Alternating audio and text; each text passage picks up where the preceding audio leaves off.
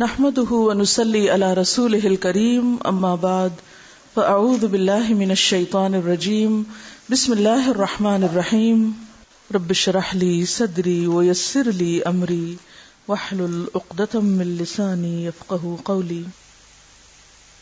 سورۃ المائدہ آیت نمبر 54 سے 56 تک، 54 سے 56. پہلے تلاوت. اعوذ باللہ من الشیطان الرجیم بسم اللہ الرحمن الرحیم.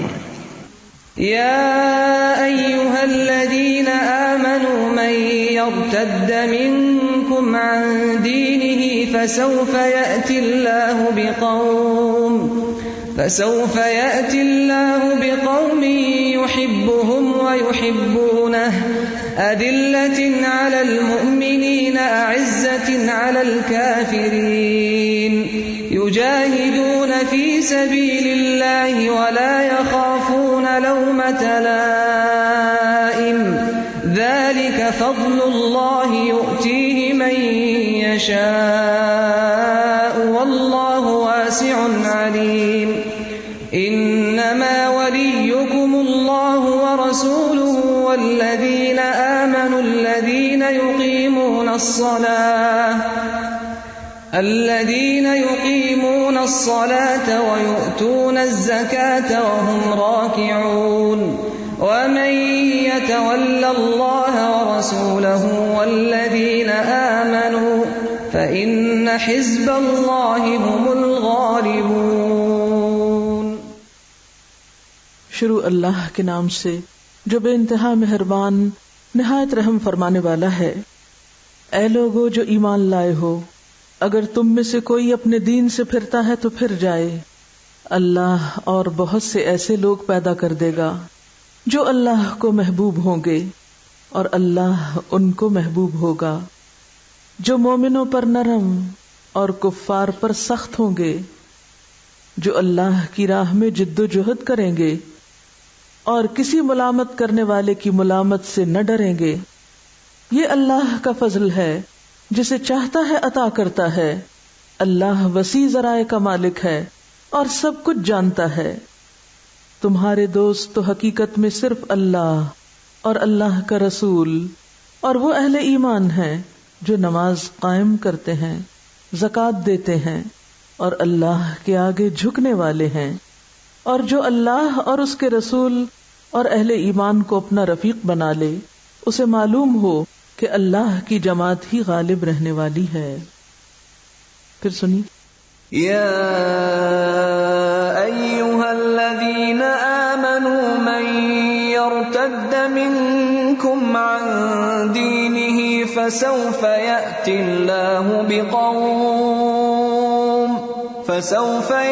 اللہ بقوم يحبهم ويحبونه أذلة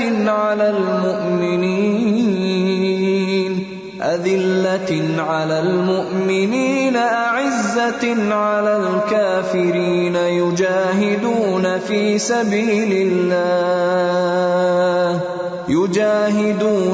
سبيل الله ولا يخافون لومة لائم ذلك فضل الله يؤتيه من يشاء والله واسع عليم. انما وليكم الله ورسوله والذين آمنوا الذين يقيمون الصلاة ويؤتون الزكاة وهم راكعون. ومن يتول الله ورسوله والذين آمنوا فإن حزب الله هم الغالبون. یا ایھا الذین آمنوا، اے لوگو جو ایمان لائے ہو، جو ایمان کا دعویٰ کرتے ہو. من یرتد منکم عن دینہ، جو بھی تم میں سے پھر گیا اپنے دین سے، جس نے بھی اپنے دین سے روگردانی کی تو اللہ کو اس کی کوئی پرواہ نہیں.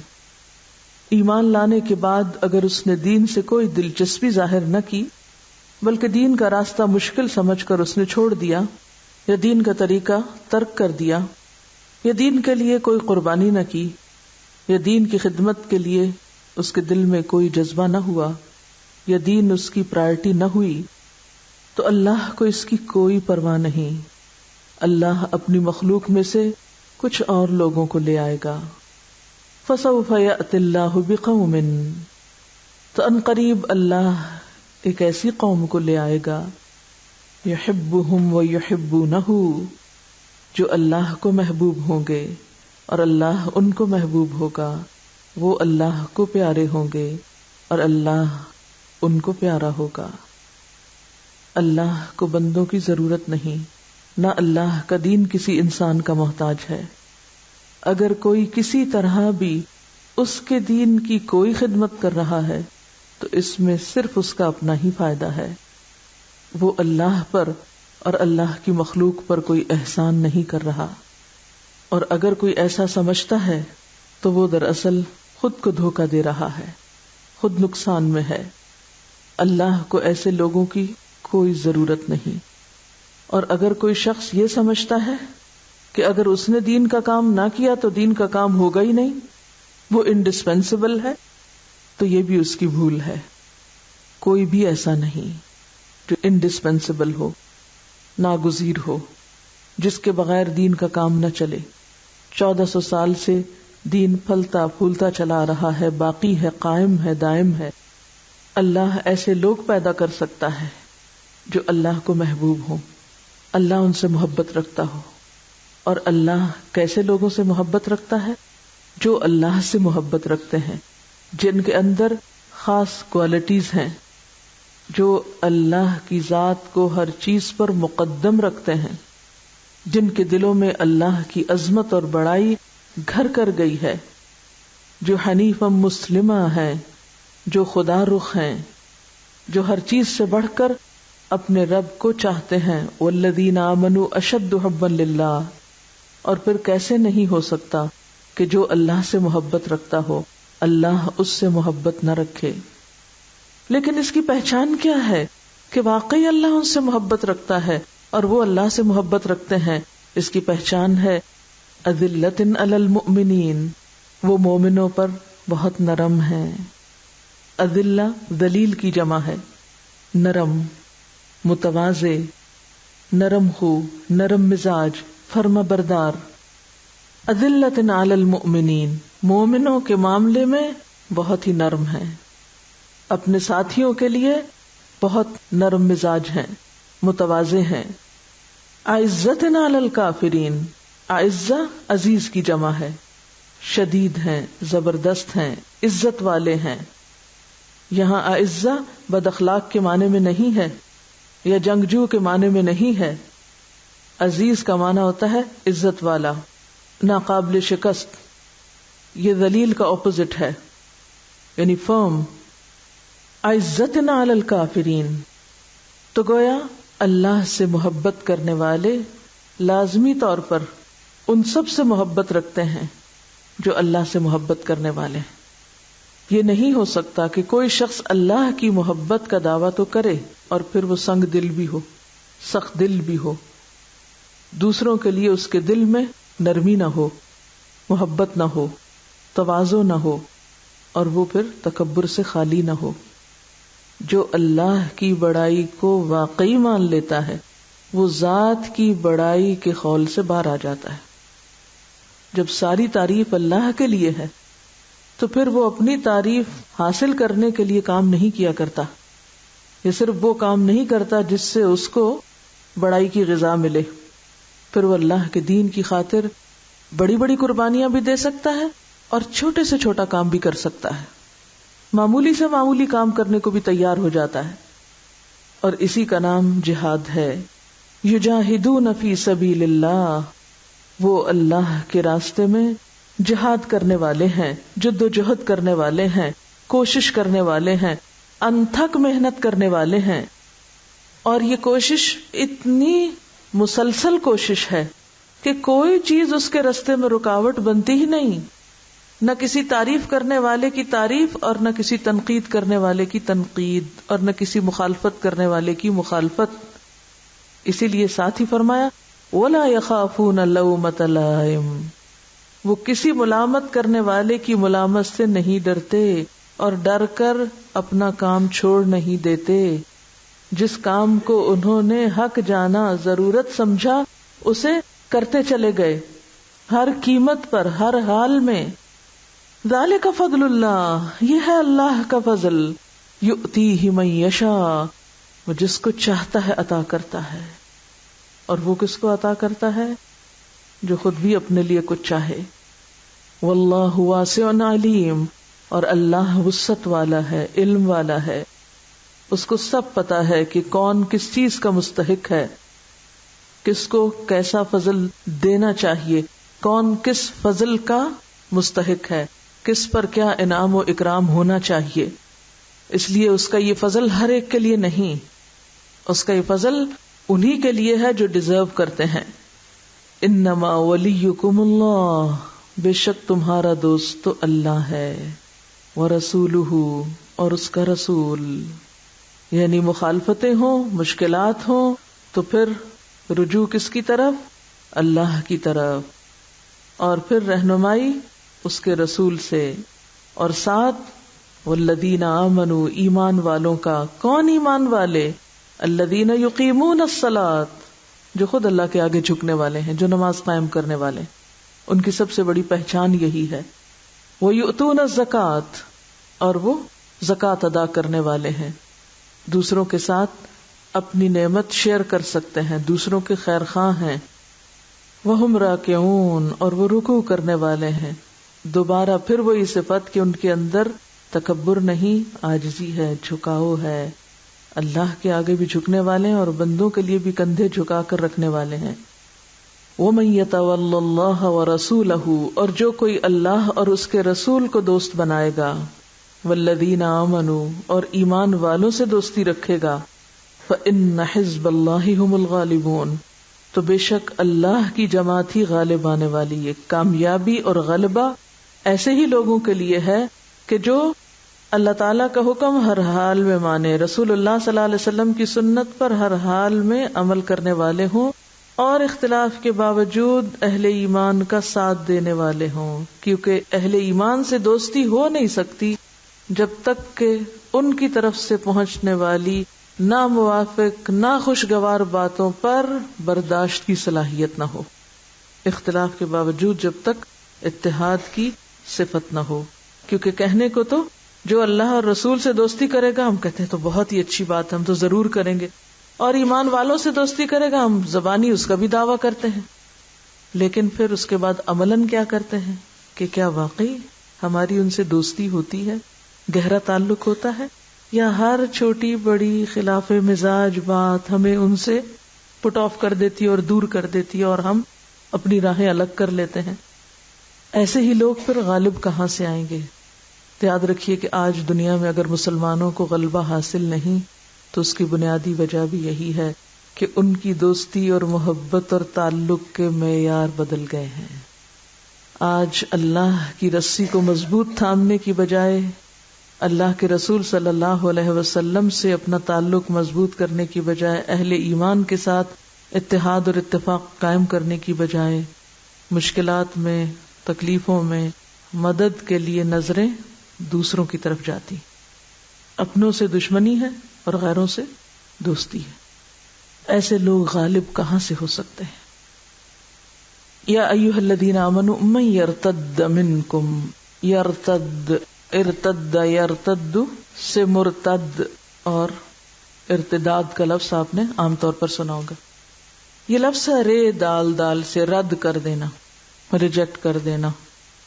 ایک تو اس کا بہت عام معنی ہے کہ اسلام کو بحیثیت دین کے رد کر دینا، ریجیکٹ کر دینا اور زبان سے اس کا اظہار کر دینا، اور اسلام کو چھوڑ کر کفر کی طرف، کسی اور دین کی طرف جھک جانا اور اس طرف مائل ہو جانا.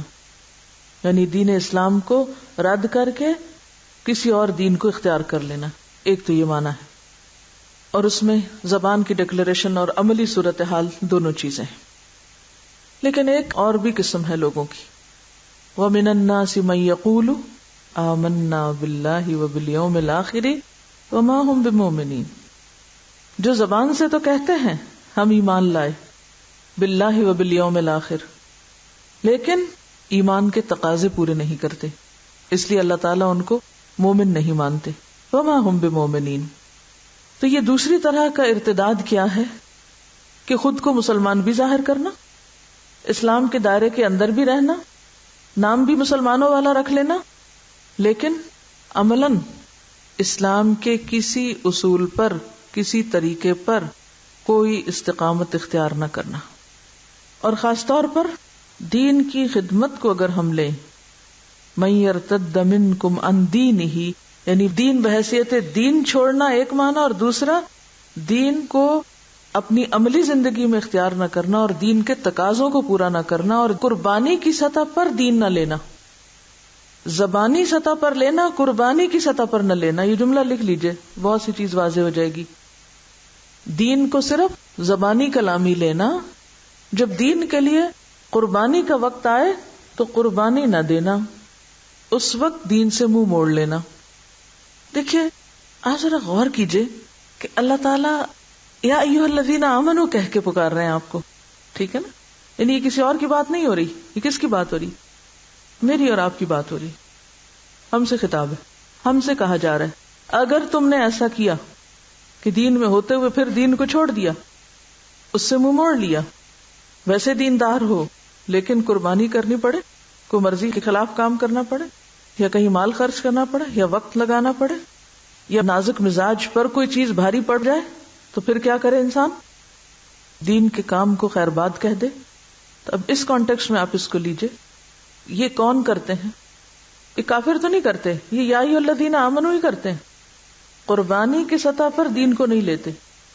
یعنی دین جب ہم سے کسی چیز کو دینے کا مطالبہ کرے، خواہ وہ کوئی بھی چیز ہو، خواہ ہماری عزت ہو، وقت ہو، مال ہو، پسند ہو، خواہشات ہو، کچھ بھی ہو، تو اس وقت ہم اپنا دامن چھڑا لیں، پیچھے ہٹ جائیں۔ ارتداد کیا ہوتا ہے؟ پیچھے پلٹنا، ہم پلٹ جائیں۔ ویسے ہم کہیں اللہ سے محبت، رسول سے محبت، لبیک اللہم لبیک، لیکن جو ہی کوئی مشکل پیش آئے تو قدم پیچھے کھسکانا، کام چوری کرنا، ادھر ادھر چھپنا، بہانے کرنا۔ اس کی کیا قسمیں ہو سکتی ہیں یہ آپ کو اب سوچنا ہے۔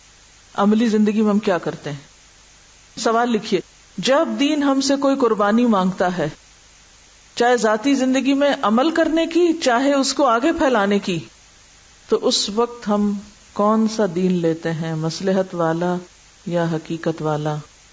فَسَوْفَ يَأْتِ اللَّهُ بِقَوْمٍ، اگر تو تم قربانی کے وقت بھاگتے ہو، چھوڑ جاتے ہو، مشکل وقت میں بے وفائی کرتے ہو، تو پھر اللہ تعالیٰ کو تمہاری کوئی ضرورت نہیں، تم تو پھر خس و خاشاک کی طرح ہو جو سیلاب کے اوپر بہتا چلا جاتا ہے اور اس کا کوئی بھی مقام نہیں ہوتا، کہیں اس کا کوئی جماؤ نہیں ہوتا۔ پھر تو تم ریت کے ذرات کی طرح ہو کہ جو ہر ہوا کے جھونکے کے ساتھ اڑ جائیں۔ ایسے لوگوں کی اللہ کو پھر ضرورت نہیں، کیونکہ اللہ کے دین کے کام کے لیے، اللہ کے دین کی نمائندگی کے لیے کس چیز کی ضرورت ہے؟ مضبوط لوگوں کی ضرورت ہے۔ اب صحابہ کرام کا کردار سامنے لائیے۔ فَسَوْفَ يَأْتِ اللَّهُ بِقَوْمٍ، اللہ پھر اور لوگ لے آئے گا، کیسے؟ يُحِبُّهُمْ وَيُحِبُّونَهُ، ان کے اندر اللہ کی محبت ہر چیز سے بڑھ کر ہوگی اور اللہ بھی ان سے محبت رکھتا ہوگا۔ بألفاظ دیگر رضی اللہ عنہم ورضوا عنہ۔ اب یہاں آپ کو صحابہ کرام کا کردار سامنے رکھنا ہوگا، کیونکہ وہ اس کی بہترین مثال تھے۔ یحبہم ویحبونہ کی ان کی بنیادی خوبی کیا تھی؟ اذلۃ علی المؤمنین، وہ آپس میں بڑے نرم مزاج تھے، باہم شیر و شکر تھے، گھلے ملے ہوئے تھے، یکجان تھے، سیسا پلاوی دیوار کی طرح تھے، کأنہم بنیان مرصوص تھے، ایک جسم کی طرح تھے۔ اسی لیے ان کے اندر غیر معمولی طاقت پیدا ہو گئی تھی اور انہوں نے بڑے سے بڑے مشکل مرحلے آسانی سے پار کر لیے تھے۔ صحیح بخاری میں آتا ہے، رسول اللہ صلی اللہ علیہ وسلم نے فرمایا، لا يرحم اللہ من عبادہ الا الرحماء، اللہ اپنے بندوں میں سے صرف انہی پہ رحم کرتا ہے جو خود رحم کرنے والے ہوں. یعنی محبت انسان کے اندر باہم رحمت اور ایک دوسرے کی خیرخواہی کا جذبہ پیدا کرتی ہے. اب آپ دیکھیے کہ یہاں صحابہ کرام کے باہمی تعلقات کو ایک خوبصورت معاشرے کی تصویر کشی کی جا رہی ہے کہ وہ کیا ہے؟ اذلۃ علی المؤمنین، سب ایک دوسرے کے لیے نرم ہے. ادھر بھی جھکاؤ ہے، ادھر بھی جھکاؤ ہے، ادھر بھی جھکاؤ ہے، ادھر بھی جھکاؤ. ایک ایسے گروہ کا تصور ذہن میں لائیے کہ جو باہم ایک دوسرے کے لیے نرم ہے، اور کچھ ایسے لوگوں کو ذہن میں لائیے کہ کوئی کسی کی سننے کو تیار نہیں، ہر ایک دوسرے کے سامنے سیسا پلائی ہوئی دیوار کی طرح کہ جس میں کوئی رخنا نہیں ہو سکتا، جس میں کوئی لچک نہیں ہو سکتی، جس میں کوئی جھکاؤ نہیں ہو سکتا، کوئی کسی کی سننے کو تیار نہیں. تو یہ دو مختلف طرح کے کلچر ہیں نا. اسی لیے آپ صلی اللہ علیہ وسلم نے فرمایا جو شخص نرمی سے محروم رہا وہ ہر بھلائی سے محروم رہا. آپ نے حضرت عائشہ سے فرمایا اے عائشہ اللہ نرم ہے، نرمی کو پسند کرتا ہے، وہ نرمی پر وہ چیز دیتا ہے جسے وہ سختی پہ نہیں دیتا اور نہ ہی کسی اور چیز پہ دیتا ہے. یہ حدیث دوبارہ سنیے، اللہ نرم ہے، نرمی کو پسند کرتا ہے، نرمی پر وہ چیز دیتا ہے جو سختی پر نہیں دیتا اور نہ ہی کسی اور چیز پر دیتا ہے. ایسی چیز سختی تو کیا کسی بھی اور طریقے سے حاصل نہیں کی جا سکتی، نہ کسی مال و دولت سے، نہ ہی کسی اور چیز سے. آپ روپے پیسے سے سونا چاندی تو خرید سکتے ہیں، کسی انسان کا دل خرید سکتے نہیں لے سکتے. وہ کس سے ملے گا؟ نرمی سے. تو گویا کسی چیز کو حاصل کرنے کے لیے سب سے بڑا ہتھیار کیا ہے؟ نرمی. کسی بھی چیز کو پانے کے لیے سب سے بہترین چیز، بہترین طریقہ نرمی ہے. نرمی سے آپ کیا جیت سکتے ہیں؟ دل جیت سکتے ہیں. اور دلوں کو جیتنے کے لیے نرمی کے علاوہ دوسرا کوئی طریقہ ہے ہی نہیں. مثلا جب آپ کسی سے بات کریں اور نرمی سے کریں تو نتیجہ کیا ہوتا ہے؟ جب آپ کسی سے بات کریں اور نرمی سے کریں تو ری ایکشن کیا ہوگا؟ جواب کیا ہوگا؟ نرمی. جواباً محبت. ٹھیک ہے نا؟ اور اگر آپ سختی سے بات کریں تو جواباً سختی. آپ نرمی سے بات کریں لوگ آپ کی عزت کو تیار ہوں گے، اور اگر آپ سختی سے بات کریں تو لوگوں کے دل میں آپ کے خلاف انتقام پیدا ہوگا، نفرت پیدا ہوگی. لوگ بھی جواباً کھچ جائیں گے، ڈیفینسو ہو جائیں گے، اور اس سے نتیجہ کیا ہوگا؟ پورے ماحول میں ایک کھچاؤ آ جائے گا، سختی پیدا ہو جائے گی. جسے عام طور پہ آپ کہتے ہیں نا ماحول بڑا ٹینس ہو گیا ہے، عموماً کہتے ہیں نا ماحول میں ایک ٹینشن ہے، کھچاؤ ہے، ہر ایک دوسرے سے بدگمان ہے. کیوں ہوتا ہے ایسے؟ ٹینس کیوں ہوتا ہے؟ جب آپ دوسروں کے ساتھ نرمی کی بجائے سختی سے بات کرتے ہیں تب ماحول میں ٹینشن ہوتی ہے. اچھا اب کیا ہوتا ہے؟ جب ماحول میں ٹینشن ہوتی ہے تو ٹینشن کو آپ یوں تعبیر کیجئے کہ جیسے کوئی رسیاں ہیں، کھچاؤ ہے اور تناؤ ہے. یہ کھچاؤ اور تناؤ آپ کے راستے کی رکاوٹ ہے. جب آپ کوئی کام کرنا چاہتے ہیں تو نہیں کر سکتے. کیوں نہیں کر سکتے؟ مثلاً آپ کو کوئی چیز چاہیے تھی، آپ نے گھر جا کر سختی سے مطالبہ کر دیا، مجھے یہ چیز چاہیے اور چاہیے اور چاہیے، مجھے یہ کام کرنا اور کرنا اور کرنا. مثلاً آپ لوگ دین کی کوئی بات پڑھ کے جاتے ہیں اور گھر والوں کو آج کے بعد میں تو یہ کرنے جا رہی ہوں، اعلان جنگ گھر میں. اگلے دن آپ کہیں میں دوبارہ دین پڑھنے جا رہی ہوں، اب کیا ہوگا؟ وہ کہیں گے دروازہ کھلا ہے جائیے. کریں گے؟ بہت سے لوگ یہ کہتے سنائی دیتے ہیں ہمارے گھر والے ہم سے تعاون نہیں کرتے. کہتے ہیں نا گھر والے ہمارا ساتھ نہیں دیتے، گھر والے ہمارے مددگار نہیں ہیں. کبھی آپ نے سوچا کہ آپ نے گھر والوں کے ساتھ کیا کیا ہے؟ آپ گھر والوں سے کس زبان میں، کس انداز میں بات کرتے ہیں دین پڑھ کے؟ آپ کا لہجہ، آپ کا انداز، آپ کا رویہ، آپ کا معاملہ کیا ہے؟ آپ نے ان کے دل جیتے یا ان کے لیے مسائل کھڑے کیے؟ تو ہمارے راستے کی بہت ساری رکاوٹیں اور مشکلات کس وجہ سے ہیں؟ ہماری سختی کی وجہ سے. اگر نرم ہوتے تو بہت سو کو اپنا بنا چکے ہوتے، اور جب اپنا بنا لیتے تو رستے آسان ہو جاتے. صحابہ کرام نے دین کس طرح پھیلایا؟ اذلۃ علی المؤمنین کے ساتھ. کیونکہ آپ دیکھیں کہ کیا ہمارے گھر والے مومنین نہیں ہیں؟ اب آپ کہیں گے نہیں وہ دیکھیں عزت ان الکافرین بھی آ رہا ہے. وہ بڑے فرم بھی تھے, سخت بھی تھے. عزہ کا معنی کیا ہے؟ عزہ کا معنی بد اخلاق اور اکھڑ ہونا نہیں ہے. کبھی آپ نے عملی زندگی میں دیکھو کہ کافروں کے ساتھ وہ انتہائی بد اخلاقی اور بے مروتی کا سلوک کرتے تھے؟ نہیں, ایسا نہیں ہوتا تھا. مراد یہ ہے اس سے عزت علی الکافرین کہ کافروں کے سامنے بھی اپنے دین کو عزت دینے والے تھے, وہاں اپنے دین کی لاج رکھنے والے تھے, اپنے دین کو ثابت کرنے والے تھے, اپنے دین ہی پر عمل کرنے والے تھے. ایسا نہیں کہ ان کے ساتھ بد مزاجی سے پیش آنے والے تھے یا ان کے ساتھ بے وجہ کی سختی کرنے والے تھے. تو گویا اس دنیا میں حدیث کے مطابق, میرے مطابق نہیں, حدیث کے مطابق نرمی کا کوئی آلٹرنیٹ نہیں, نرمی کا کوئی نعم البدل ہے ہی نہیں. کیوں؟ حدیث میں کیا آتا ہے کہ نرمی پر جو کچھ ملتا ہے اس کے سوا کسی بھی چیز پہ نہیں ملتا. تو نرمی کس کس چیز میں, کیسے؟ سب سے پہلے تو کہاں؟ گفتگو میں, اپنے لہجوں میں, سٹائل میں, انداز میں. جلد بازی نہیں, تیزی نہیں, شدت نہیں, سختی نہیں, ٹینشن نہیں, بحث مباحثہ نہیں, کھچاؤ نہیں. آپ دیکھیے کہ اگر آپ کسی پودے کے پاس کھڑے ہوں یا کسی دیوار کے پاس کھڑے ہوں اور اس کو آپ سخت باتیں کریں, وہ کچھ کہے گا آپ کو؟ ہاں, کچھ نہیں کہے گا نا. لیکن اگر آپ کسی انسان کے سامنے کھڑے ہو کر وہی باتیں دہرائیں, کیا ہوگا؟ کوئی ری ایکشن ہوگا؟ وہ اس سے دگنی سنائے گا آپ کو. فرق کیا ہے ایک دروازے میں اور ایک انسان میں؟ دروازہ لکڑی کا ہے اور انسان زندہ انسان ہے, اس کا دل دماغ ہے. لیکن جب ہم معاملہ کرتے ہیں انسانوں سے تو یہ نہیں سوچتے کہ یہ انسان ہے, کیا سوچ کے معاملہ کرتے ہیں؟ گویا یہ لکڑی کا دروازہ ہے. نتیجہ کیا نکلتا ہے؟ دروازے نے تو آپ کو کچھ نہیں کہا, آپ نے زور سے بھی پٹخا, اس سے تو آپ بچ بھی جائیں گے, وہ پیچھے نہیں آئے گا. لیکن اگر آپ نے کسی انسان کے ساتھ یہی معاملہ کیا تو وہ چھوڑے گا نہیں آپ کو.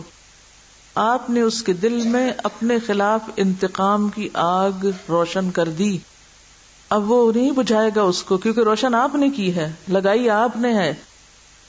تو اب اس کو کون بجھائے گا؟ خود ہی بجھ جائے گی, وہ آپ کو ہی بجھانی ہوگی. لیکن جب ہم کسی انسان کے ساتھ معاملہ کرتے ہیں تو یہ بھول جاتے ہیں کہ ہم ایسا رویہ اختیار کر کے دراصل اس کے اندر اپنے ہی خلاف ایک آگ بھڑکا رہے ہیں, اور اس کی جلن پہنچے گی بھی کہاں؟ واپس آپ ہی تک.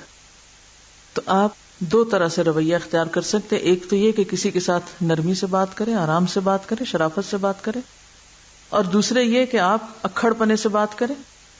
اگر آپ چاہتے ہیں کہ آپ کی بات سنی جائے تو کیا سے بات کرنی ہوگی؟ بہت سے لوگ کہتے ہیں نہیں, جب تک روب نہ ہو تو بات نہیں بنتی. روب سے آپ وقتی طور پہ تو کسی کو شن کر دیں گے, شٹ کر دیں گے, لیکن دل نہیں جیت سکتے, وہ دیر پا نہیں ہوگا. اب دیکھیں کہ ایک اصول ہے نا, جیسا کرو گے, یہ ہم نے محاورہ تو رٹا ہوا ہے, کوئی ہے جس کو نہ پتا اور جس نے نہ کبھی سنا ہو؟ جیسا کرو گے ویسا بھرو گے. لیکن اس کو عام طور پہ ہم کہاں استعمال کرتے ہیں؟ کہاں استعمال کرتے ہیں جیسا کرو گے ویسا بھرو گے؟ جب ہم نے کسی کے خلاف کچھ کرنا تو اس وقت ہم اس کو لاجک دیتے, تم نے ایسا کیا تو لہٰذا میں نے تمہارے ساتھ ایسا کیا. یعنی یہ چیز اپنے پر نہیں لیتے, دوسرے پر لیتے ہیں کہ جیسا تم نے کیا مجھ سے بھی تم ویسے ہی توقع رکھو, ویسا رویہ مجھ سے پاؤ گے. لیکن اپنے اوپر نہیں لیتے. اللہ نے اس دنیا کا قانون یہ بنایا ہے کہ جیسا کرو گے ویسا بھرو گے. اس کو آپ کس معنی میں لیں؟ اگر آپ دوسروں کے ساتھ نرمی کا معاملہ کرو گے تو جواباً نرمی پاؤ گے. ہو سکتا ہے ایک دفعہ نہیں, 2 دفعہ, 3 دفعہ, 4 دفعہ. جب یہ نرمی آپ کی سرشت بن جائے گی, آپ کی عادت بن جائے گی, تو نتیجہ کیا ہوگا؟ کچھ عرصہ مشکل ضرور ہوگی. یعنی ایسا نہیں ہوگا کہ آپ پہلی دفعہ کسی سے نرمی کریں تو آپ کو نرمی سے جواب ملے. دیکھیے, دین خول چڑھانے کا نام نہیں ہوتا کہ آپ آرٹیفیشلی کہیں ایک جگہ ایکٹنگ کر کے نرمی اختیار کریں اور پھر دوسری جگہ اس ایکٹنگ کو بھول جائیں. ایکٹنگ یہی ہوتی ہے نا. ہاں, تو کوئی بھی چیز جب آپ اس کا خول اپنے اوپر چڑھا کے صرف ایک وقتی طور پر مجبوری بے کسی کے عالم میں کہیں بھیگی بلی بن جائیں, اور جہاں آپ کو ذرا سی بھی کچھ اپنی طاقت استعمال کرنے کا موقع ملے وہاں ساری شرافت بھول جائیں, تو اس کا نام نرمی نہیں ہوتا. مجبوری کا نام نرمی نہیں ہے کہ مجبوری سے آپ کو کہیں کچھ کرنا پڑ گیا تو آپ کہیں کہ اب ہم نرم ہو جائیں. نرمی کیا ہے؟ نرمی ایک مزاجی کیفیت ہے کہ جو آپ کی شخصیت کا ایک حصہ بن جاتی ہے، آپ کے اندر بلینڈ ہو جاتی ہے. آپ کہیں بھی ہوں، بڑے سے معاملہ کر رہے ہیں یا چھوٹے سے کر رہے ہیں، برابر والے سے کر رہے ہیں، کسی دوست سے کر رہے ہیں، حتیٰ کہ کسی دشمن سے کر رہے ہیں، تو جب تک یہ آپ کے اندر نہیں آئے گی تو اس وقت تک دوسروں سے بھی آپ کو نہیں ملے گی. اچھا، آپ کسی سے نفرت کریں، جواب میں کیا ملنا چاہیے آپ کو؟ محبت. پھر سوچئے کتنے لوگوں کو ہم محبت دے رہے ہیں اور کتنوں سے ہم نفرت کا معاملہ کرتے ہیں. سوچئے ذرا، اپنے دلوں کو تو ہم نے جواز دے رکھا کہ جس کے خلاف چاہیں بدگمانی کریں، جس سے چاہیں نفرت رکھیں، لیکن دوسروں سے کیا تقاضا کیے کہ دوسرے ہمیں ہر دل عزیز جانے، انتہائی محبوب جانے. کیا یہ ممکن ہے؟ جیسا کرو گے ویسا بھرو گے نا. یہ اگر آپ کے ذہن میں بات آ جائے نا کہ اللہ کی عبادت کے لیے، اللہ کے دین کی خدمت کے لیے مجھے دوسرے انسانوں کی مدد کی ضرورت ہے، میں تنہا نہیں چل سکتی، میں تنہا کوئی بڑا کام نہیں کر سکتی، مجھے دوسرے انسانوں کی مدد چاہیے. اور پھر مدد کے لیے کوالیفائڈ لوگ چاہیے یا نالائق لوگ بھی ٹھیک ہیں؟ بھیڑ کافی ہے. کون چاہیے آپ کو ساتھ؟ کوالیفائڈ، سمجھدار، عقل مند، باشعور. اگر آپ باشعور لوگوں کا ساتھ چاہتے ہیں کہ وہ آپ کے مددگار بن جائیں، اگر آپ کمپیٹنٹ لوگوں کا ساتھ چاہتے ہیں، اگر آپ بہترین افراد کار چاہتے ہیں کہ وہ آپ کے ساتھ مل جائیں، تو آپ کو اتنی ہی اس کی قیمت بھی دینی ہوگی. اپنے اندر مزید نرمی اور جھکاؤ لانا ہوگا، کیونکہ ایک عام ناسمجھ انسان ہے نا، اس کو آپ کچھ بھی کہہ دیں تو اس نے جواباً کچھ نہیں کہنا. اس بیچارے کی ضرورت ہے، مجبوری ہے کہ وہ آپ کے ساتھ لگا رہے، لیکن وہ کسی کام کا نہیں ہے اور آپ بہت خوش ہیں کہ وہ میرے ساتھ ہے، اتنے لوگ میرے ساتھ ہیں. یہ کوئی کامیابی نہیں. آپ دیکھیں کہ صحابہ کرام جو تھے ان کے اندر کیسی کیسی کوالٹیز تھی، کتنے شدید تھے، کتنے زبردست تھے، لیکن اس کے باوجود کس طرح آپ کے ساتھ لگے اور کس طرح انہوں نے آپ کا ساتھ دیا اور کس طرح آپ کے لیے قربانیاں کی، آپ کے لیے اپنی جان تک دینے کو تیار تھے. عمر جیسا شخص کیا کہتا ہے، یا رسول اللہ صلی اللہ علیہ وسلم میں آپ کے لیے اپنی جان قربان کر سکتا ہوں. یہ کوئی معمولی شخص کا کہنا نہیں ہے کہ کوئی ایک مسکین سا شخص جس کے پاس اور کوئی کام نہیں، جس کی اپنی جان کی کوئی ویلیو، قیمت نہیں، وہ آپ کے کہے کہ میں آپ کو اپنی جان دینے لگا ہوں. یہ عمر کہہ رہے ہیں کہ میں آپ کی خاطر جان قربان کر سکتا ہوں. یہ چیز انتہائی محبت کے بغیر نہیں آ سکتی. تو اصل بات یہ ہے کہ ہمارا حال کیا ہوتا ہے جب ہم کوئی کام کرنے چلتے ہیں تو ہم دوسروں کو جھکانا چاہتے ہیں، تم جھک جاؤ، تم بات مان جاؤ، خود نہیں جھکتے، اور پھر چاہتے ہیں اتحاد بھی قائم ہو جائے. تو اتحاد قائم کرنے کے لیے کیا کرنا ہوگا؟ دوسروں کو جھکانے کی بجائے خود جھکنا ہوگا. ہم لوگوں سے کام کا مطالبہ کرتے ہیں، ہم خود کوئی قربانی نہیں دینا چاہتے. گویا ہم دوسرے لفظوں میں لینا تو چاہتے ہیں، دینا نہیں چاہتے. تو ہمیں یہاں کیا کرنا ہوگا؟ لینے کی بجائے دینے والا بن جانا ہوگا. اسی طرح اگر ہم لوگوں کی طرف سے پہنچنے والی تکلیفوں اور شکایتوں کو مسئلہ بنا لیتے ہیں تو نقصان کیا ہوگا؟ نتیجہ کیا نکلے گا کہ وہ بھی ہمیں مسئلہ بنا لیں گے. تو کام لینے کے لیے کسی سے کیا کرنا ہوگا؟ شکایتوں کو بھولنا ہوگا. مثلاً آپ نے دیکھا ہوگا جیسے عام روزمرہ زندگی میں بھی آپ کو بزنس چلاتے ہیں، آپ گھر کا کام کرتی ہیں، آپ خواتین ہیں، آپ میں سے بہت سی، یعنی مثلا ایک بڑا سا گھر ہے آپ کا، آپ اکیلے سارا کام نہیں کر سکتے، آپ کو لامحالہ کس کی ضرورت ہوتی. چلیے اس کو میں ایک چھوٹی سی مثال، دین کے چھوٹے کام اور بڑے کام کا فرق سمجھاتی ہوں آپ کو، کیونکہ یہ ساری صفات دین کی خدمت کے لیے نا. یا تو دین کا راستہ چھوڑ دیں آپ، یا پھر دین کا کام کریں. دین کے کام میں بھی ایک چھوٹا کام اور ایک بڑا کام ہے. آپ چاہتے ہیں بڑا کام کریں تاکہ اللہ کو راضی کریں اور بڑی جزا پائیں. ایک خاتون ہے جس کے پاس ایک کمرے کا گھر ہے اور ایک خاتون ہے جس کے پاس 10 کمرے کا گھر ہے. یعنی ایک کے پاس چھوٹا گھر ہے اور ایک کے پاس بڑا گھر ہے. جس کے پاس چھوٹا گھر ہے وہ اکیلے کام چلا لے گی نا. ایک کمرے کا گھر ہے، نہ کوئی بہت صفائی جھاڑو ہے، نہ کوئی اور بہت دھندے تردد ہے، بس کام کیا ختم کیا. لیکن جس کے پاس 10 کمروں کا گھر ہے، کیا وہ اکیلے کام کر سکتی ہے؟ اسے لامحالہ کیا ضرورت ہوگی؟ دوسروں کی مدد چاہیے نا. آپ دین کا ایک کام کرنا چاہتے ہیں کہ بس چھوٹی سی جھونپڑی بنا لی ہے اور آپ اسی پہ راضی ہیں اور خوش ہیں، کوئی زیادہ افراد نہیں چاہیے آپ کو، آپ ہر فن مولا خود ہی، ہر کام خود ہی کرتے ہیں، خوش ہیں. کہ میں سب کچھ خود چلا سکتی ہوں. ایک یہ ایٹیٹیوڈ. اور ایک یہ کہ نہیں، بڑے کام کی ضرورت ہے، زیادہ کام کی ضرورت ہے. اب اس کے لیے کتنے ہاتھ چاہیے؟ زیادہ ہاتھ چاہیے. اور جتنے لوگ زیادہ شامل ہوں گے اتنے ہی مسائل بڑھیں گے. گھر میں ایک نوکر ہو تو ایک مسئلہ ہوتا ہے نا، اور گھر میں 10 نوکر ہو تو 10 مسئلے ہوتے ہیں. اب اگر کسی کا دل ہی چھوٹا سا ہو تو وہ تو ایک نوکر بھی برداشت نہیں کرتا گھر میں، وہ اس کو بھی نکال دیتا ہے. جاؤ جاؤ میں خود ہی کام کروں، مجھے نہیں پسند آتا کسی کا کام. عام طور پہ ایٹیٹیوڈ یہی ہوتا ہے نا. لیکن جن لوگوں کے دل بڑے ہوتے ہیں، آپ نے دیکھا ہوگا سال ہر سال سے لوگ ان کے ملازم رہتے چلے آتے ہیں، وہ چھوڑ کے نہیں جانا چاہتے. کیوں؟ اس لیے کہ گھر کی مالکہ بہت بڑے دل کی ہے، وہ اکوموڈیٹ کرتی ہے لوگوں کو، وہ ایڈجسٹ کرنے کا اصول جانتی، وہ قصور معاف کرنا جانتی. وہ کہتی اتنا اچھا، اتنا پرانا نوکر ہے، اتنی خدمت ساری زندگی کی، کیا ہوا اگر چھوٹی سی بات ہوئی، چھوڑو، معاف کر دو، درگزر کرو. وہ جانتے ہوئے کہ یہ غلطی کرتا ہے، وہ کیا کرتی؟ آنکھیں بند رکھتی، کوئی بات نہیں. پھر کیا ہوا؟ اس کی نظر کس پہ ہوتی؟ یہ زیادہ فائدہ پہنچا رہا ہے.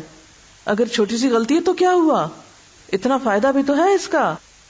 اور دوسری طرف اگر آپ یہ سمجھیں کہ نہیں، آپ کسی کی چھوٹی غلطی کو نہیں برداشت کر سکتے، تو پھر آپ اس کے بڑے فائدے کو بھی حاصل نہیں کر سکتے. پھر آپ سمٹ جائیں گے، پھر آپ محدود ہو جائیں گے، پھر آپ کسی بڑے کام کے قابل نہیں رہیں گے.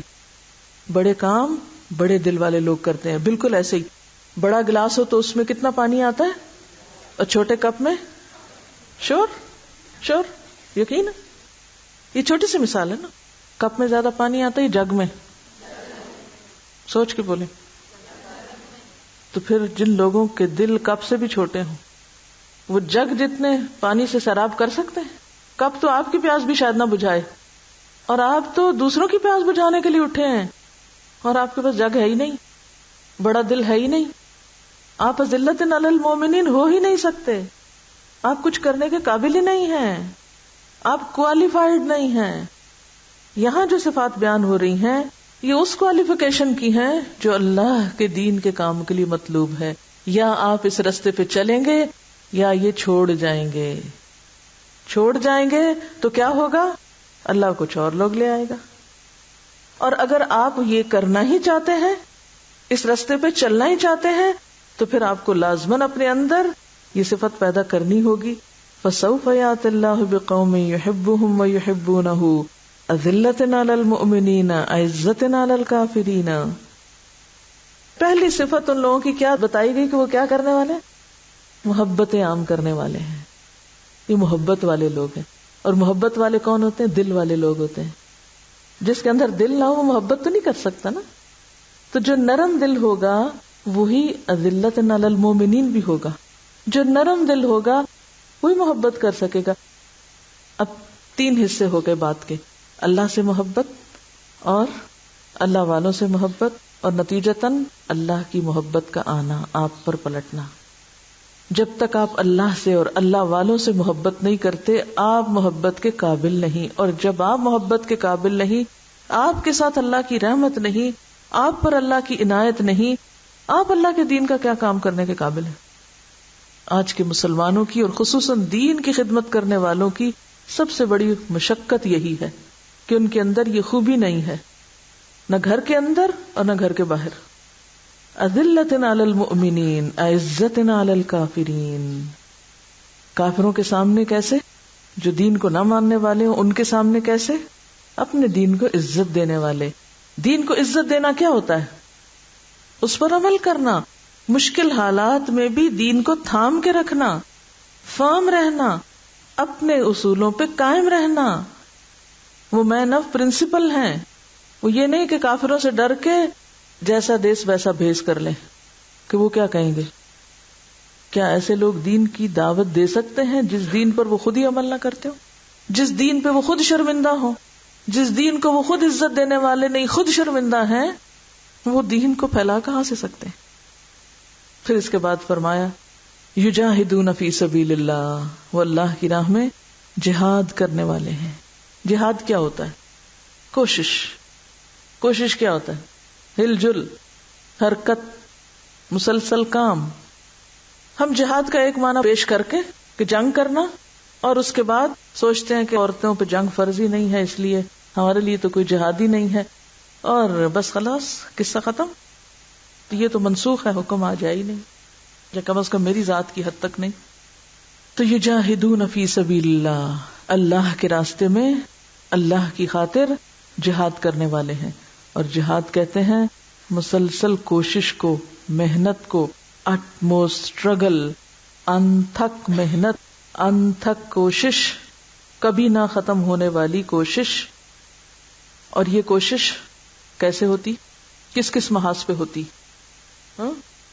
سب سے پہلے اپنے ساتھ. آپ یوں لکھیے, یہ جو ساری باتیں لمبی چوڑی میں نے بتائی ان کو ایک لفظ میں لکھیے, سچی کوشش.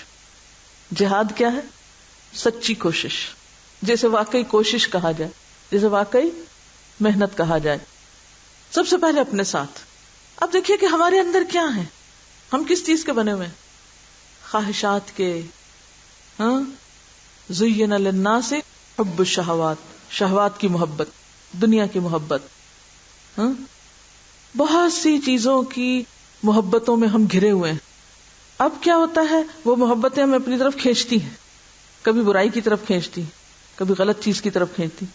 تو جب ہم اپنے آپ کو روک رہے ہوتے ہیں, کھینچ رہے ہوتے ہیں, خود کو غلط چیز سے بچانے کی کوشش, نیکی پر جمنے کی کوشش, صحیح طریقے کو اختیار کرنے کی کوشش, یہ سب کیا ہے؟ نفس کا جہاد ہے. کہ ہر وہ چیز جو نفس کو مرغوب ہے, پسندیدہ ہے, محبوب ہے, اگر وہ چیز انسان کو برائی کی طرف لے جانے والی ہے, اللہ کی نافرمانی کی طرف لے جانے والی ہے, تو ہمیں اس کے مقابلے میں کیا کرنا ہے؟ رک جانا ہے. پھر کبھی کیا ہوتا ہے, ہمارے آس پاس کے لوگ, ہمارے دوست, رشتہ دار, ہمارے پیارے, وہ ہمیں برائی کی طرف لے جاتے ہیں. کبھی تو ہمارا اپنا ہی دل, اور کبھی اور لوگوں کا پریشر. ایسے وقت میں دباؤ کو قبول نہ کرنا, عزت علی الکافرین, دباؤ قبول نہ کرنا. عزہ کون ہوتے ہیں؟ جو اتنے استقامت والے ہوتے ہیں کہ دباؤ نہیں قبول کرتے, پریشر نہیں لیتے دوسروں کا. وہ کیا کرتے ہیں ایسے موقع پر بھی؟ استقامت, جم کے رہتے ہیں. یعنی ان کے رویے میں, اخلاق میں نہیں بدتمیزی آتی. اب ایک چیز ہے کہ آپ دوسروں کو دین کی طرف بلائیں. پہلے تو آپ خود جمے ہوئے تھے نا, اب آپ آگے بھی نکلے, دوسروں کو بتانے لگے. اب کیا ہوتا ہے, کیا ہوتا ہے؟ اب مخالفت ہوتی. پھر آپ کیا کرتے ہیں؟ ان مخالفتوں پر جس میں آپ کے اوپر تنقید بھی ہوتی ہے, جس میں آپ کے راستے بھی روکے جاتے ہیں, جس میں آپ کے کام کو یکسر غلط بتایا جاتا ہے, ان ساری چیزوں کو آپ کیا کرتے ہیں؟ آسان طریقے سے برداشت کرتے ہیں. یہ بھی جہاد ہے.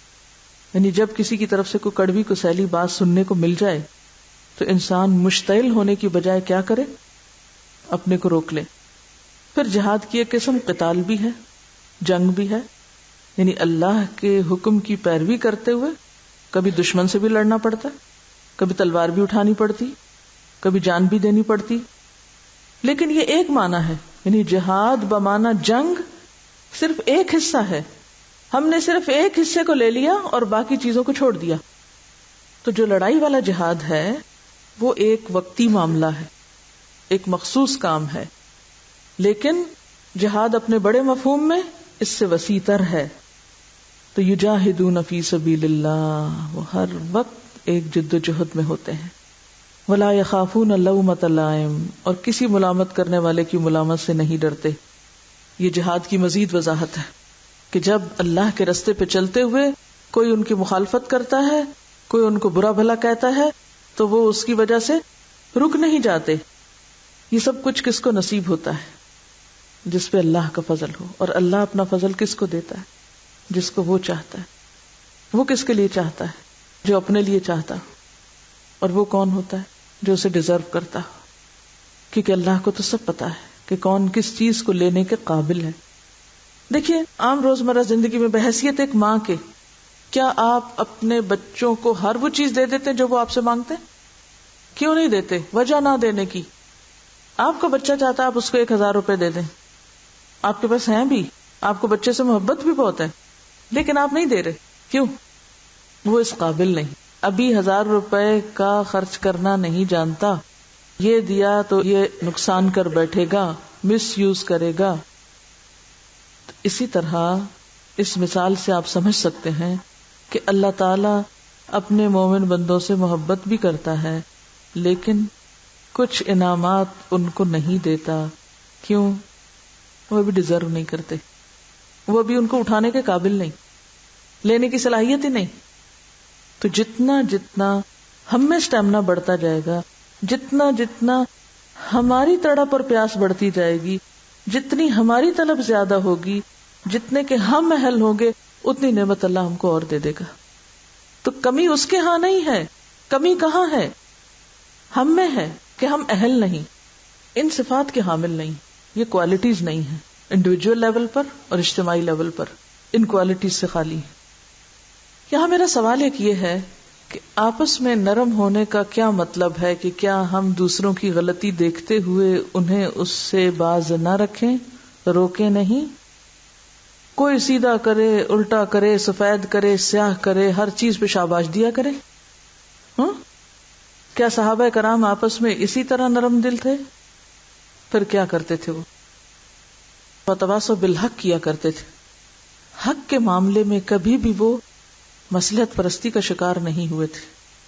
ہم باہم نرمی کا پھر ایک اور الٹا معنی لیتے ہیں، یعنی نرمی کا مطلب ہے جھکاؤ، آپ آگے بڑھیں، سلام کریں، خیرخواہی کریں، خیال رکھیں، عزت کریں، احترام کریں، سب کچھ کریں، لیکن جب کوئی غلط کر رہا ہو تو وہاں پر کیا نہ کریں، کمپرومائز نہیں کریں.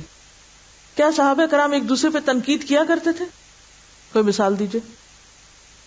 حضرت عمر رضی اللہ تعالی عنہ منبر پر تھے، انہوں نے عورتوں کے مہر کو محدود کرنے کی بات کی تو ایک عورت پیچھے سے کھڑی ہو گئی اور اس نے دلیل دی کہ اللہ تعالیٰ فرماتے ہیں کہ اگر تم میں سے کسی ایک نے اپنی بیوی کو ڈھیروں مال دے رکھا ہو تو تم واپس نہیں لے سکتے. تو عمر، جب اللہ نے یہ اجازت دی ہے ایک مرد کو کہ وہ ڈھیر مال اپنی بیوی کو دے سکتا ہے تو تم کیسے محدود کر سکتے؟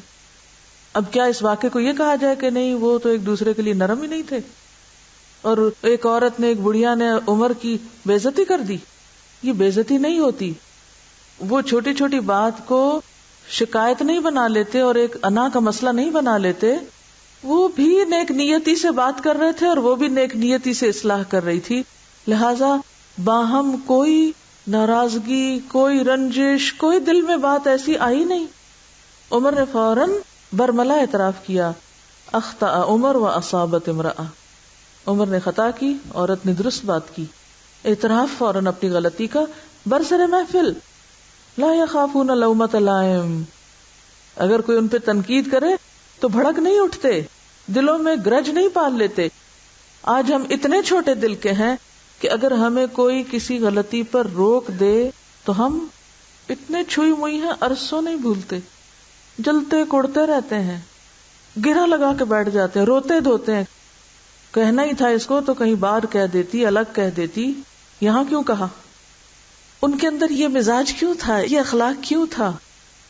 ایک عورت تنقید کر رہی ہے، عمر اعتراف کر رہے ہیں، ساری بھیڑ میں، مجمع میں کوئی مائنڈ نہیں کر رہا. کیوں؟ کیا چیز تھی؟ ایک سنگل فیکٹر، ذات کی بڑائی نہیں تھی نا. وہ بھی اخلاص سے بات کر رہے ہیں، وہ بھی معاشرے کی اصلاح چاہتے ہیں، کیونکہ لوگوں نے بڑے بڑے مہر دینے کو اپنی عزت کا مسئلہ بنا لیا تھا، کیونکہ بیچ میں ذات نہیں تھی. ہم ہر چیز میں بیچ میں ذات انوالو کر لیتے، اس کو اپنی ذات پہ لے آتے ہیں. اس نے اگر بات کی ہے تو یہ میرے خلاف کی، یہ میرے ہی اوپر کی ہے. اتحاد کی راہ میں، ٹیم ورک کے راستے میں بہت بڑی رکاوٹ کہ اگر کوئی نیک نیتی سے بھی کوئی مشورہ دے دے تو اس کو ہم اپنے خلاف لے لیتے ہیں اور عموماً مشورہ قبول نہیں کرنا چاہتے، عموماً کسی دوسرے کی رائے کو جگہ ہی نہیں دیتے، کسی کو تنقید کا موقع ہی نہیں دیتے، کسی کو اصلاح کی گنجائش ہی نہیں دیتے، کیونکہ اس کو ہم اپنے خلاف لے لیتے ہیں اور فوراً معذرتیں، عذر اور اس کی صفائی پیش کرنا شروع کر دیتے ہیں. لہذا اصل کام تو پیچھے رہ جاتا ہے اور ہم آپس میں ایک دوسرے سے ٹکرانے لگتے ہیں. ذات کو مسئلہ کون بناتا ہے؟ ذاتی عزت بےزتی کون بہت اہم بنا لیتا ہے؟ کون اس کو بہت زیادہ اہمیت دیتا ہے؟ ہاں، جو اپنی ذات کی بڑائی کے لیے نکلتا ہے. غزوہ تبوک کے موقع پر دیکھیے منافقین کا طرز عمل کیا تھا. وہ یہ کہ معذرتیں کر رہا تھا آ کے اور اپنی ذات کی صفائیاں پیش کر رہا تھا، اور جو سچے تھے انہوں نے کوئی ذات کی صفائی نہیں کی، انہوں نے اپنی غلطی کا اعتراف کر لیا، کیونکہ ذات تو نہیں نہ تھی وہاں، وہ تو آخرت تھی. کوئی شاگرد استاد کو کہہ دے کہ میں آپ کی اس بات سے اتفاق نہیں کرتا، یا استاد اگر شاگرد کو کہہ دے کہ میں تمہاری اس بات سے اتفاق نہیں کرتا، تو عموماً ہم لوگوں کا اخلاق کیا ہے؟ نتیجہ کیا نکلتا ہے، اس کا رزلٹ کیا ہوتا ہے؟ آئندہ دونوں ایک دوسرے کی شکل نہیں دیکھتے، کیونکہ دونوں ذات کے لیے جمع ہوئے ہیں. اس کی بھی ذات کو ٹھیس پہنچ گئی، اس کی بھی پہنچ گئی، وہ بھی روتا چلا گیا، وہ بھی روتا وہ ادھر چلا گیا، اور دین کا کام چوراہے پر رہ گیا. بڑے خوبصورت جذبوں سے نکلے تھے گھر سے. یہی ہو رہا نا ہمارے دینی مجلسوں میں اور دینی حلقوں میں. اور جب تک لا یخافون لومۃ لائم کی صفت نہ ہو، آپ دین کے کام کے قابل نہیں ہیں. آپ کچے برتن ہیں جس کی ہنا ہر تھوڑی سی ٹھوکر سے ٹوٹ جاتی. کچا برتن ایسے ٹوٹتا ہے نا، تھوڑے سے ٹھوکر لگنے کی دیر ہے. لیکن پکا برتن جو آگ سے بھٹی سے نکل چکا ہو، وہ چھوٹے موٹے ٹھکور سے نہیں ٹوٹتا ہوتا. تو نیک نیتی کے ساتھ تنقید کی جائے، بدتمیزی نہ کی جائے، بد اخلاقی نہ کی جائے. آپ ایک دوسرے کو دلیل سے غلط ثابت کر سکتے ہیں اور دوسرا اس کا اعتراف بھی کر سکتا ہے یا اپنی مزید دلیل پیش کر سکتا ہے، لیکن وہ ایک دوسرے کو چھوڑتے نہیں ہوتے، ایک دوسرے کو کاٹتے نہیں. بات پر تنقید ہوتی ہے، کام پر ہوتی ہے، نہ کہ ذات پر. ہم لوگ کام پہ تو کسی کی تنقید کرنا جانتے نہیں، ذاتیات پہ فوراً اتر آتے. اور جب کسی کے کام میں ہمیں کوئی خرابی نظر نہیں آتی تو ہم فوراً کیا ڈھونڈنے لگتے ہیں؟ ذاتی عیب. اور ذاتی عیب دوسرے کے اچھالنے لگتے ہیں. وہ دیکھو بیٹھتا کیسے ہے، وہ کھڑا کیسے ہوتا ہے، وہ یہ کیسے کرتا ہے، وہ کیسے کرتا ہے، وہ اس کے ساتھ کے لوگ کیسے کرتے ہیں. فوراً یہ باتیں شروع کر دیتے ہیں. ہماری تنقید اور ان لوگوں کی تنقید میں فرق کیا تھا؟ کام اور ذات کا، یا بات اور ذات کا.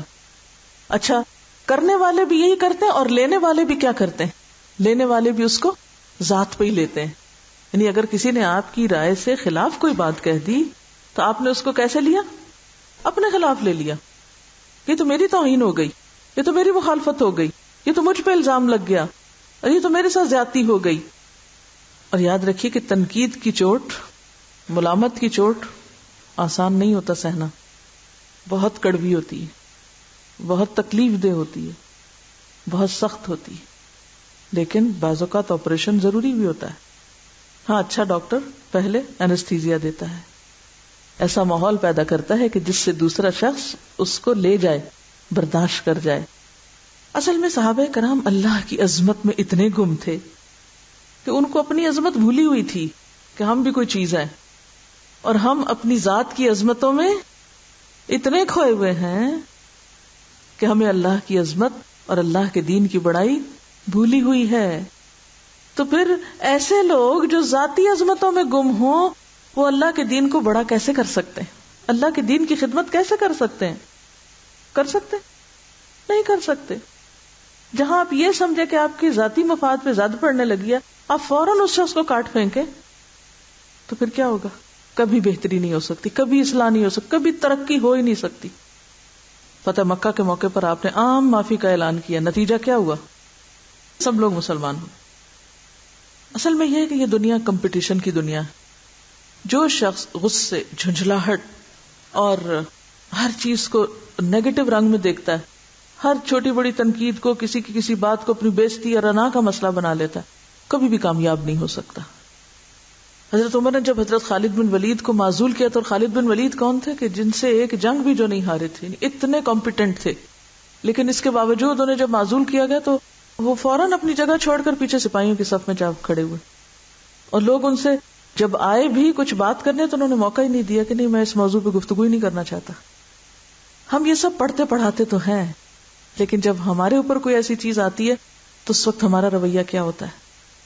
ہم عام طور پر کن کن باتوں سے اوفینڈ ہوتے ہیں، ہم عام طور پر کن کن چیزوں کو انا کا مسئلہ بنا لیتے ہیں اور پھر دین ہی کو چھوڑ جاتے ہیں. ہم کسی کی غلطی دیکھ کر اس انسان سے نفرت شروع کر دیتے ہیں، اس غلطی سے نفرت نہیں کرتے.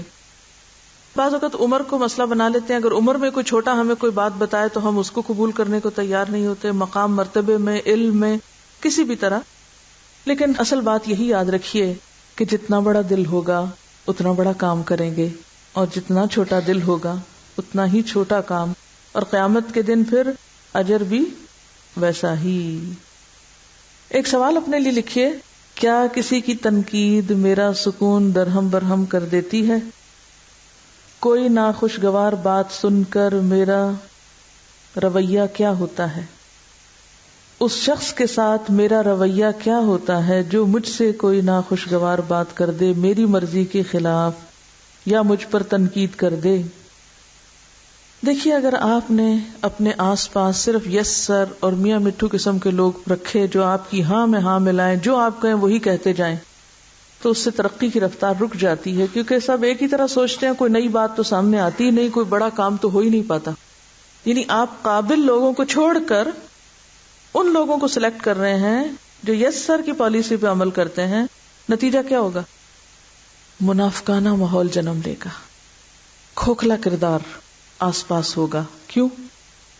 کیونکہ ساتھ کے لوگوں کو پتا ہے کہ آپ صرف تعریف پسند کرتے ہیں، آپ تنقید نہیں سن سکتے، لہٰذا وہ سچی جھوٹی تعریف کرتے رہیں گے، کیونکہ آپ ان کو تنقید کرنے کا موقع ہی نہیں دے رہے، آپ ان کو اختلاف کرنے کا موقع ہی نہیں دے رہے. ایسے منافقانہ کردار والے لوگ بڑا کام نہیں کر سکتے.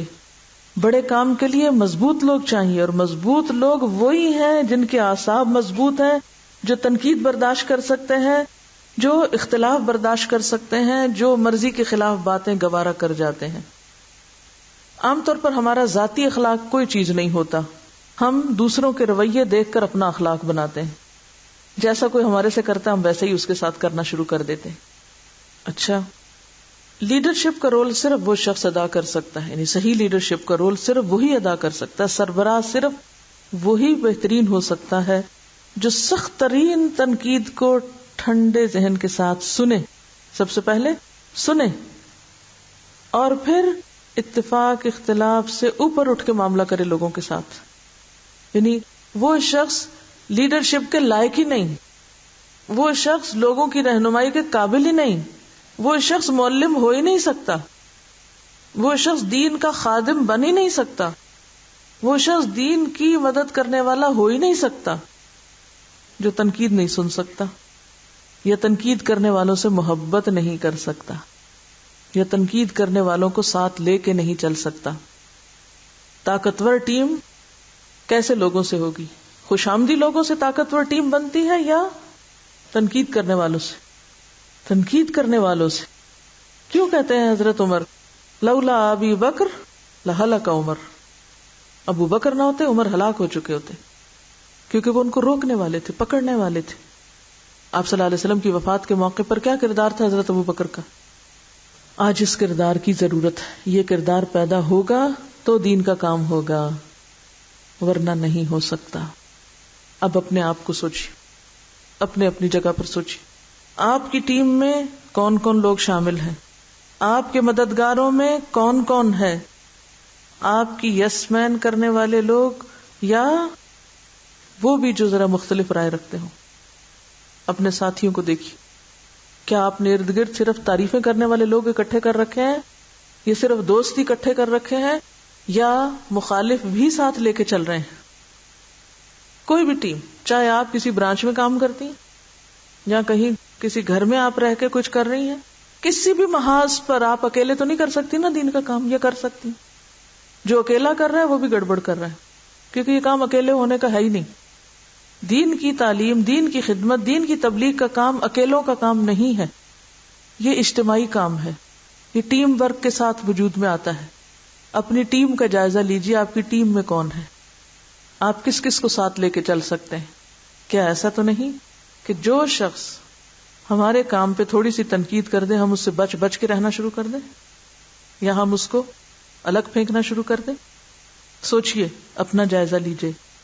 اور پھر اس کے بعد آپ دیکھیے ایک اور معیار دے دیا گیا دوستی کا، انما ولیکم اللہ، اللہ کی دوستی، ورسولہ، اور اس کے رسول کی دوستی، والذین آمنوا، اور ایمان والوں کی. کون ہے وہ؟ الذین یقیمون الصلاۃ، جو نمازوں میں اچھے ہیں، ویؤتون الزکاۃ، جو مال خرچ کرنے والے ہیں، وہم راکعون، جھکے ہوئے عاجز متواضع لوگ. ومن یتول اللہ ورسولہ والذین آمنوا فإن حزب اللہ هم الغالبون. جن کی ٹیم ان پر مشتمل ہوگی، جس ٹیم کے اندر اللہ کی محبت ہوگی، جس ٹیم کے اندر رسول اللہ صلی اللہ علیہ وسلم کی سنت ہوگی، جس ٹیم کے اندر خدا ترس لوگ اور جھکنے والے موجود ہوں گے، ایک دوسرے کی سننے والے لوگ موجود ہوں گے، ایسے ہی لوگ پھر غالب آ جائیں گے. اور اگر آپ غالب نہیں آ رہے تو اس کا مطلب یہ ہے کہ آپ ان صفات سے خالی ہیں. ہم سب کیا چاہتے ہیں؟ ہمارا دین غالب ہو، دین کو کامیابی ہو، ہمیں کامیابی ہو. چاہتے ہیں نا؟ یہ ہم سب ترقی کریں، دین ترقی کرے، مسلمان ترقی. ہم سے مراد میں نہیں ہے، مراد یہ کہ امت مسلمہ یا مسلمان جو ہیں وہ غالب ہوں. چاہتے ہیں اس وقت غالب نہیں ہیں. مسلمان اس وقت غالب نہیں ہیں. کیوں نہیں ہیں؟ ان کے اندر یہ صفات نہیں ہیں. اصل میں ہم یہ بھول گئے ہیں کہ ترقی کا راستہ، کامیابی کا راستہ، بلندی کا راستہ، غالب ہونے کا راستہ سہل اور ہموار راستہ نہیں. یہ دنیا کیا ہے؟ آزمائش کا جنگل، کانٹوں بھرا جنگل. ہم اس کو کس طرح لینا چاہتے ہیں؟ اسموتھ راستہ تو ہم چلنے کو تیار ہیں، اور اگر وہ اونچا نیچا ہو تو ہم نہیں چل سکتے، ہم بیٹھ رہے ہیں. تو غلبے کی منزل اور ترقی کا راستہ کیسا راستہ ہے؟ اونچ نیچ والا، نہ ہموار، نہ پسندیدہ، نہ گوار، نہ خوشگوار چیزوں سے بھرا ہوا. اس پہ کون چل سکتا ہے؟ جس کے دل میں اللہ کی محبت، ذاتی بڑائی کا احساس نہ ہو، جو مسلسل کوشش کرے اور جو کسی بھی کڑوی کو سیلی تنقید والی بات کو برا نہ مانے. جو لوگ چھوٹے دل کے ہوں، چھوٹی چھوٹی بات کو مسئلہ بنا لیں، شکایتیں لے کے بیٹھ جائیں، شکایتی مزاج کے ہوں، وہ یہ نہیں کام کر سکتے. معمولی باتوں میں الجھ جائیں، ذرا سی چیز سے ڈسٹریکٹ ہو جائیں، ذرا سی چیز کو مصیبت بنا لیں اپنے لیے، پریشان ہو جائیں، ہر چیز میں اٹک کے رہ جائیں، اسی پہ رونا دھونا مچا دیں. ذرا سی مشکل آئی، یہاں سے ذرا سی ٹھوکر لگی، ذرا کسی نے کچھ کہہ دیا، کچھ چپ گیا، اب کیا ہے؟ وہ وہیں بیٹھ گئے. پھر اب وہ مزاج سے باہر آئیں گے کسی وقت تو پھر دین کی خدمت فرمائیں گے. ابھی تو موڈ ہی نہیں رہا. ہم تو اتنے سینسٹیو ہیں، اتنے حساس ہیں، اور سب اپنی ذات کے معاملے میں، کہ چھوٹی چھوٹی بات ہمیں دوسروں کی بری لگ جاتی، پھر ہم اس پہ روتے دھوتے رہتے ہیں، پھر ہم اس کو انا کا مسئلہ بنا لیتے ہیں، پھر ہم اس کو عزت نفس کا خوبصورت نام دے دیتے ہیں اور سب کچھ چھوڑ کے بیٹھ جاتے ہیں. تو بات یہ ہے کہ کامیاب صرف وہ ہو سکتا ہے جو کانٹوں سے الجھے بغیر تقویٰ کا طریقہ اختیار کرتے ہوئے اپنا سفر جاری رکھے اور اپنی یکسوئی کو، حنیف و مسلمہ ہونے کو، اپنی دل جمعی کو ہر حال میں برقرار رکھے.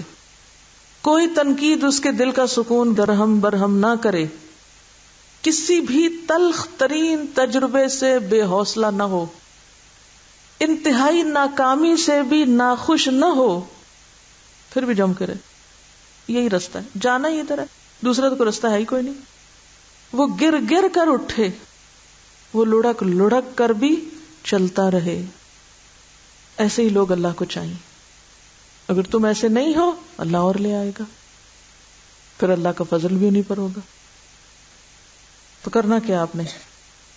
کوئی اصول بنائیے آج کے لیے، کوئی ریزولوشن پاس کیجئے، کوئی قرارداد پاس کیجئے. کیا کریں گے آج کے بعد؟ ایک تو نرمی پیدا کریں گے. اور لیکچر میرا انتہائی سخت تھا.